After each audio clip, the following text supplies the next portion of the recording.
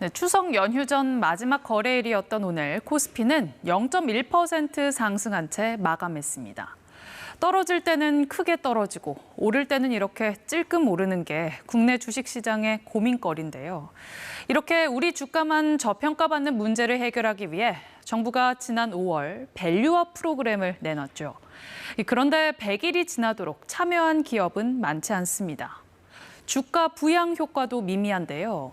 밸류업 발표일 2,720선이던 주가는 현재 150포인트가량 하락한 상태입니다.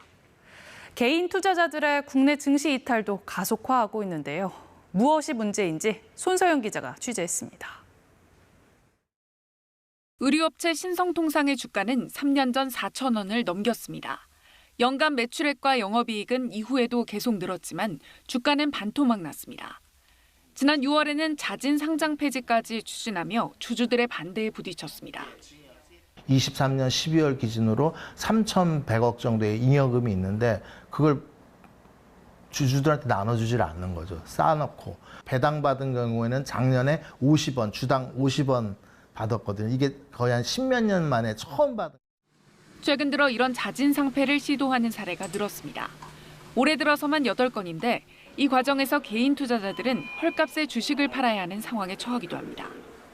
기업의 일방적인 합병 추진도 문제로 지적됩니다. 두산그룹 사례가 대표적인데 알짜 기업과 적자 기업을 합병할 경우 대주주에게만 유리해진다는 비판이 나왔습니다. 기업을 믿고 투자할 수 없다는 불신이 커지며 국내 주식시장에서 투자자들은 돈을 빼고 있습니다. 투자자 예탁금은 석 달 연속 감소하고 있습니다. 대신 그 돈을 빼서 개인 투자자들은 해외 시장으로 돌아서고 있습니다. 이사회가 기업 편에 서서 거수기 역할만 하는 것도 논란입니다. 이사의 충실 의무 대상을 회사에서 주주로까지 확대하는 상법 개정이 검토되는 이유입니다. 조금 더 의사결정을 투명하게 한다든가 의사결정 과정에서의 다양한 특히나 주주를 중심으로 한 이해관계자에 대한 반영이 필요하다는. 다만 경영 위축 등을 우려하는 기업 반발을 어떻게 해소할지가 관건입니다.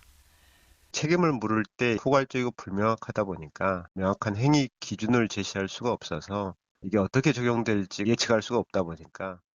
주주환원 정책을 적극적으로 하는 기업에 정부가 어떤 혜택을 줄지 구체화하는 작업도 속도를 내야 합니다. KBS 뉴스 손서영입니다.